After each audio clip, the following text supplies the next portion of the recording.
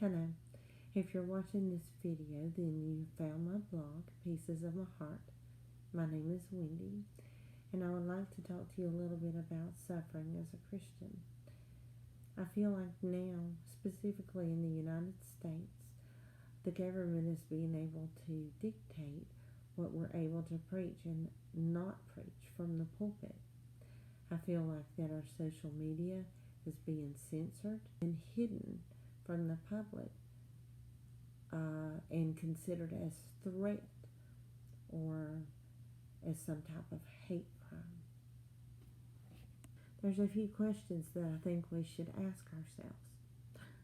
Are we willing to suffer as Christians and still use our voice? Are we still willing to trust God and be bold in those type of situations? Are we willing to should we still be allowed free speech? Will others' freedoms result in our bondage? And another question that really hits home is, will we be asked to apologize for our faith? And should we be asked to apologize for our faith?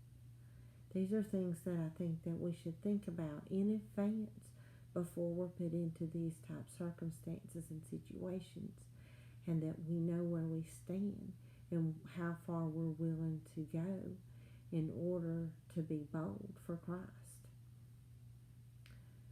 We're all at some point going to be tested for our faith. Our faith is going to be questioned, and at some point we'll all have to go through the fire, and we have to know that God is walking with us through that fire.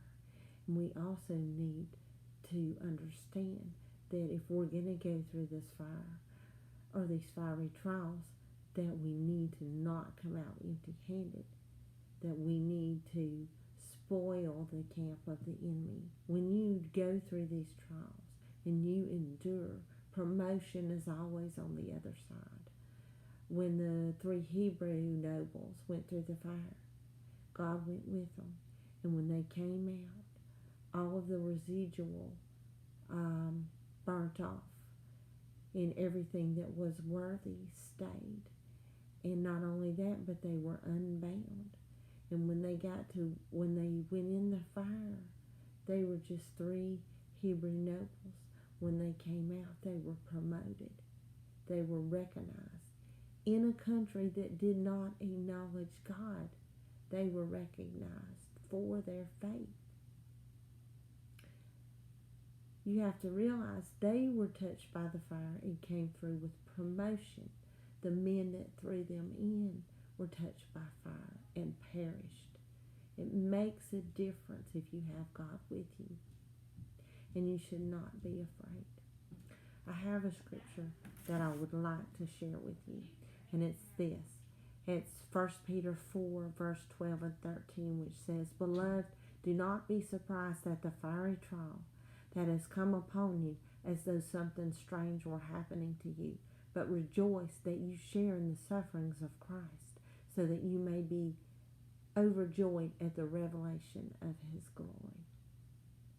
And really, that's all I wanted to share with you today, and I would love for you to think about this, and I would love to hear your thoughts and opinions on the subject.